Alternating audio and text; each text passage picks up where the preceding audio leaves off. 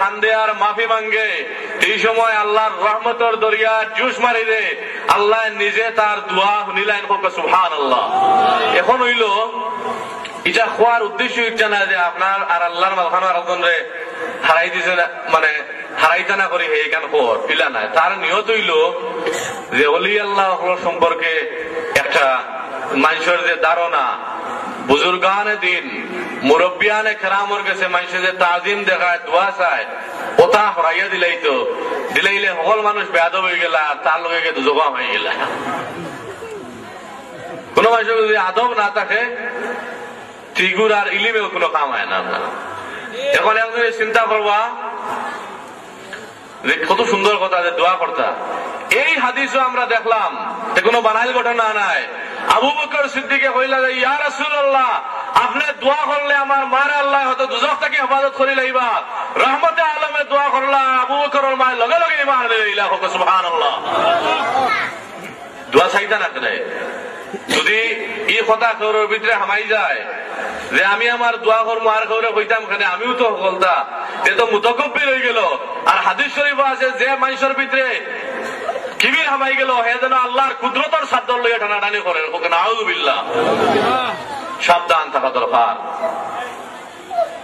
আমি আল্লাহর দরবারে শুকরিয়া আদায় করি যে আল্লাহ আমরা রে হযরত ফুলতুল ইসাব কিবলা রহমতুল্লাহি আলাইহির মতো একজন পীর ও মুর্শিদ দিয়া এই ফিতনার জামানাত আল্লাহ এবং তার রাসূলের সঠিক ইশক ও মহব্বতের পথ প্রদর্শন করছেন।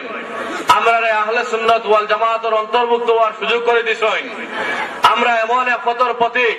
আমরা আশা করি যে আল্লাহ এবং আল্লাহর হাবিবের ইশক ও মহব্বতের কারণে আল্লাহ হাশরের ময়দানে আমরা তার হাবিব থেকে জুদা করতে না হোক। সুবহানাল্লাহ। এটার দলিল আছে।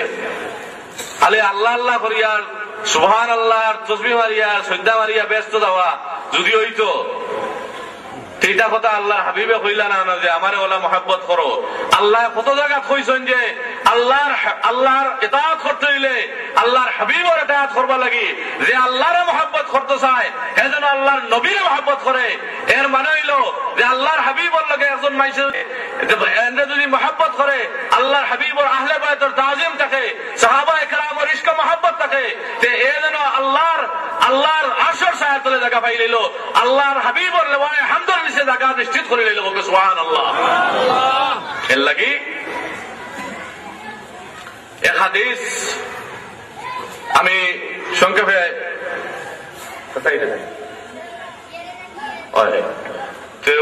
এক হাদিস সংক্ষেপে আমি করিলাই শেষ করিলাই। আনাস ইবনে মালিক বুঝে আপনারা আইলা আল্লাহর ওলি হল ইশক মহব্বতে জড়ো হইছে। এটার ফায়দা কিটা? ওদের আমি বইলাম, বয়ান শুনলাম, গেলাম গিয়া ও শেষ নি না, এটার মাঝে ফায়দা আছে। ইলা পর্যন্ত হাদিস শরীফের মাঝে আছে যে কোন মানুষ যদি কোন নেক মজলিসের উদ্দেশ্যে নাও হইয়া থাকে, প্রতিদিন যার আর আটটা কোন পালা মজলিসও বই যায়, যে মজলিস আল্লাহর জিকিরর, আল্লাহ তারেও রহমতের চাদর দি ঘুরিলেন। সুবহানাল্লাহ। এর লাগি হযরত আনাস ইবনে মালিক রাদিয়াল্লাহু তাআলা আনহুর হাদিস তাই ফরমান যে এক ব্যক্তি রহমতে আলম সাল্লাল্লাহু আলাইহি ওয়াসাল্লামের দরবার শরীফে তশরিফ আনলা, আনিয়া কইলা ইয়া রাসূলুল্লাহ, আমার তেমন বেশি আমল নাই, অত নামাজ নাই, অত রোজা নাই, কিন্তু আমি আল্লাহ আল্লাহ রাসূলের বলা ভাই। উনি আল্লাহর হাবিবে ফরমাইলা আনতা মা মান আহবাবতা, তোমার হাসর এর লগে হইব যারা তুমি বলা পাবো। সুবহানাল্লাহ।